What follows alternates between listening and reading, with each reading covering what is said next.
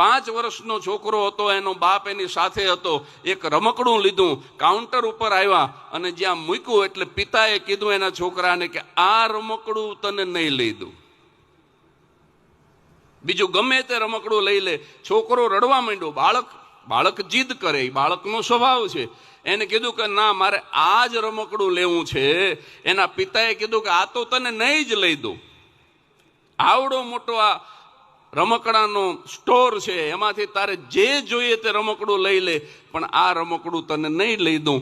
બાળક રડવા માંડ્યું એટલે એ ડિપાર્ટમેન્ટલ સ્ટોરનો જે મેનેજર, માલિક જે કાઉન્ટર ઉપર બેઠો હતો, એણે પિતાને કીધું કે તમે કેવા છો, તમારો દીકરો છે અને રડે છે અને તમે ભલા માણસ એને રમકડું નથી લઈ દેતા.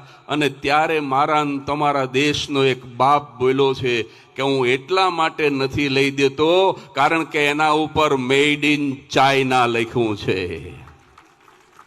સાહેબ, અહીંયા વાત પૂરી નથી થતી. હવે પછીનું જે વાક્ય છે ને એ સાંભળવા જેવું વાક્ય છે કે હું એટલા માટે નથી લખી દેતો કારણ કે એના ઉપર મેડ ઇન ચાઇના લખ્યું છે. હું મારા બાળકને થોડી મિનિટો માટે રડાવી શકું, પણ હું શહીદોના બાળકોને આજીવન ક્યારેય રડાવી ન શકું.